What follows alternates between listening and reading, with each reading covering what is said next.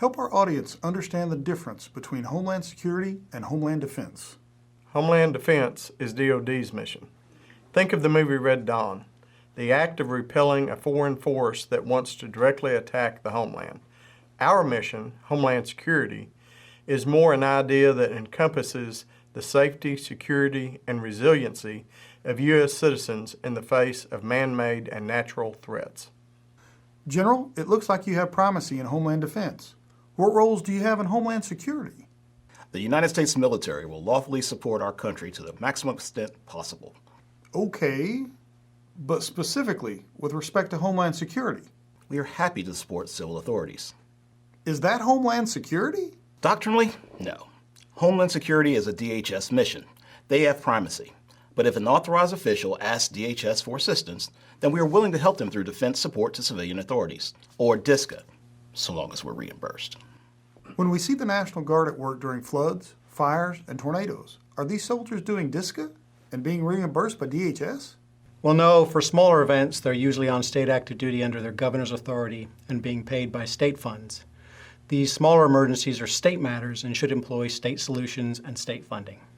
So state active duty is Homeland Security. Okay, I see that for small events, but for larger events like the current COVID pandemic, these surely rise to a level where states should be able to receive federal assistance.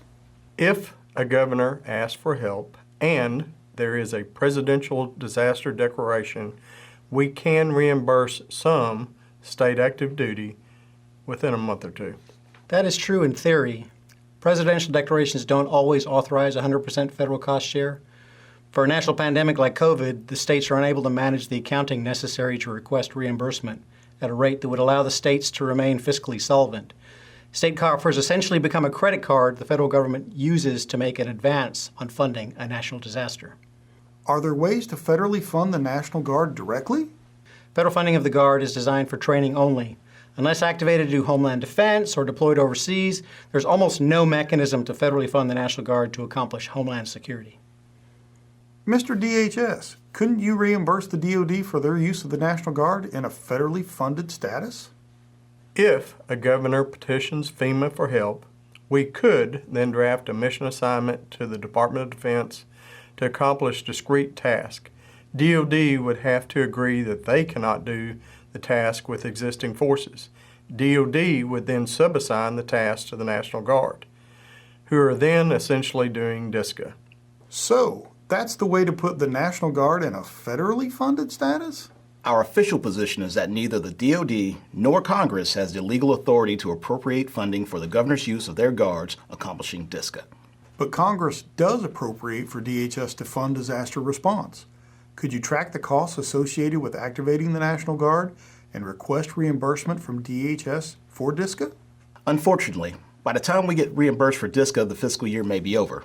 I can't confirm this, but a mission assignment from DHS means we essentially get forced to take these mission costs out of HUD to the detriment of other DoD programs.